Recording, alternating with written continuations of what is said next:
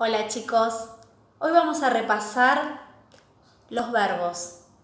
Para empezar, recuerden que el verbo es una clase de palabra que indica acción como correr, saltar, bailar, estado como ser o estar, o pasión, amar u odiar.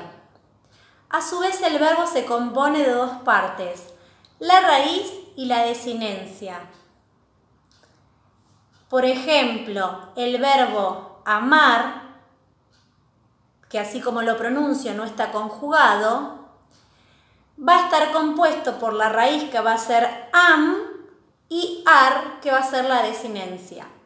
Ahora bien, cuando conjugo ese verbo, la desinencia va a ir variando y va a indicar el tiempo de la acción, es decir, si está en presente, en pasado, futuro, la persona, si es primera, segunda, tercera persona del singular o primera, segunda o tercera persona del plural, y el número, ¿no? Si se refiere a una o más personas, ¿no? Singular o plural. Bien.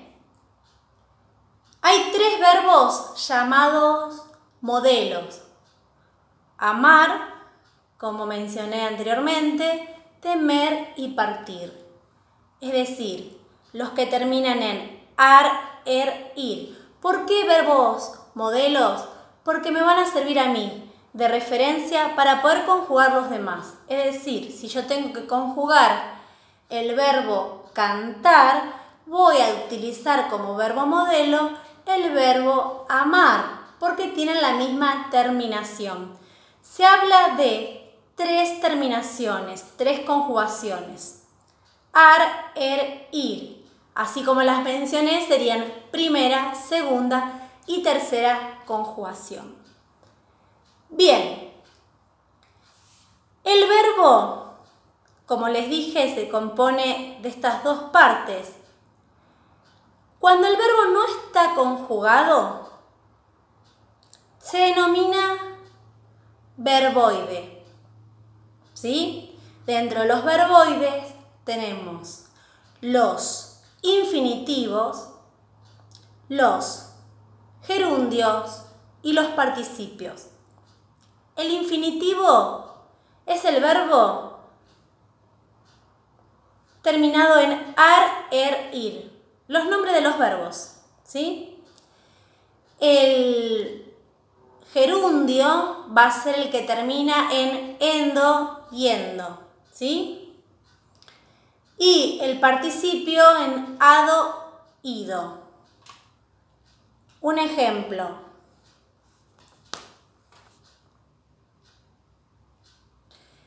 De infinitivo, cantar, comer, salir.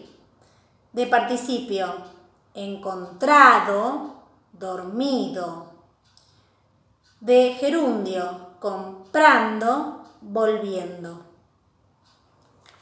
A su vez, estos verboides me sirven para formar frases verbales, es decir, cuando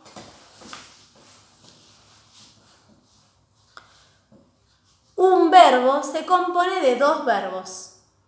¿Sí? Un ejemplo.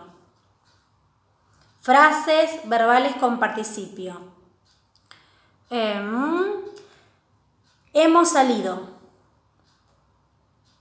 O bien, fueron comprados. Ahí tenemos el verbo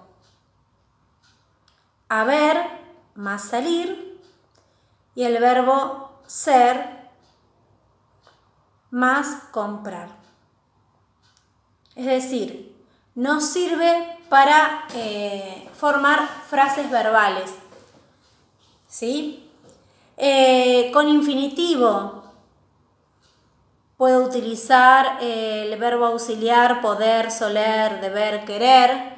Por ejemplo, puedo salir, debemos estudiar. Si yo tengo que analizar sintácticamente una oración que contiene esa frase verbal, lo voy a señalar como si fuera una unidad. O por ejemplo, la frase verbal con gerundio, que se puede formar con verbos como estar, seguir, andar, más gerundio, ¿sí? Por ejemplo, está cantando, siguió andando, anduvo preguntando, ¿sí? Es decir, este tipo de frases verbales se usa para indicar una acción que dura en un tiempo que tiene cierta continuidad.